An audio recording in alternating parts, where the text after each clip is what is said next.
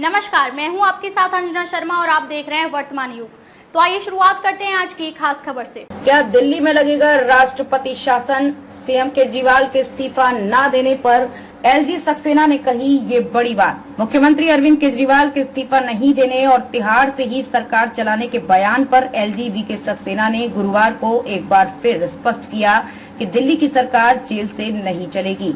उन्होंने ये भी कहा कि दिल्ली का कोई कामकाज नहीं रोकने दिया जाएगा। अगर संवैधानिक संकट उत्पन्न होने जैसी स्थिति बनती है तो भी निश्चित तौर पर सख्त कार्रवाई की जाएगी।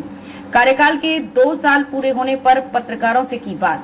अपने कार्यकाल के 2 साल पूरे होने पर एलजी गुरुवार दोपहर दिल्ली के चुनिंदा पत्रकारों से अनौपचारिक बातचीत कर रहे थे। इस दौरान उन्होंने अपनी अभी तक उपलब्धियां भी साझा की और भावी योजनाएं भी बताई। 2 साल में दिल्ली का कायाकल्प करने की कोशिश एलजी। 26 मई 2022 को दिल्ली के उपराज्यपाल का पदभार संभालने वाले सक्सेना ने कहा, कार्यकाल खासा चुनौतीपूर्ण रहा है, लेकिन फिर भी उन्होंने यथासंभव बेहतर करने का प्रयास किया। एलजी ने ये भी कहा कि अगले 2 साल में उनकी कोशिश दिल्ली का कायाकल्प करने की है।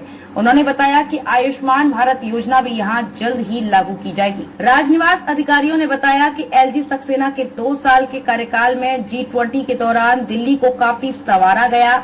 यहाँ की सड़कों को 100 से ज्यादा मनमोहक मूर्तियों व कलाकृतियों से सजाया गया। 5000 सीसीटीवी कैमरे लगाए गए। दिल्ली में जन सुविधाओं को बढ़ाया गया। लैंडफिल साइटों से चरणबद्ध तरीके से कूड़ा उठाया गया।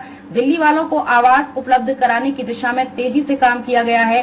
दिल्ली ग्रामोदय अभियान के तहत गांव में ढांचागत विकास के लिए राजस्व विभाग ने 959 करोड़ का फंड डीडीए को दिया है। इस योजना के तहत 337 करोड़ के कार्य पूरे किए जा चुके हैं।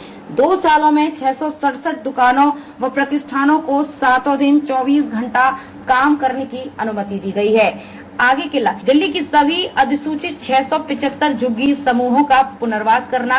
दूसरा, दिल्ली की सभी अनाधिकृत कॉलोनियों में सड़क, जल निकासी, पीने का साफ पानी, सीवरेज, साफ सफाई जैसी सभी बुनियादी नागरिक सुविधाओं का प्रावधान करना। यमुना पर अन्य घाटों का विकास और यमुना बाढ़ के मैदानों की सफाई करना। 2024-2025 की सर्दियों और वसंत के दौरान 10 लाख ट्यूलिप का रोपण करना। चांदनी चौक, जामा मस्जिद, फतेहपुरी मस्जिद क्षेत्र, भूली भटियारी परिसर, सदर बाजार परिसर और निजामुद्दीन क्षेत्र का जीर्णोद्धार, पुनरुद्धार और कायाकल्प। डीडीए को अपनी संपत्तियों संपदाओं का उपयोग करते हुए मिशन मोड में सौर ऊर्जा और उससे प्राप्त बिजली का विकास करना। यदि सुप्रीम कोर्ट द्वारा एनजीटी के आदेश पर लगी रोक हटा दी जाती है तो यमुना की सफाई करना। यदि सुप्रीम कोर्ट द्वारा एनजीटी के आदेश पर लगी रोक हटा दी जाती है तो कचरा निपटान में तेजी आएगी। खबरों में अब तक के लिए बस इतना ही। फिर होगी आपसे मुलाकात कुछ ऐसी ही खास खबरों के साथ। तब तक के लिए नमस्कार और देखते रहिए वर्तमान युग।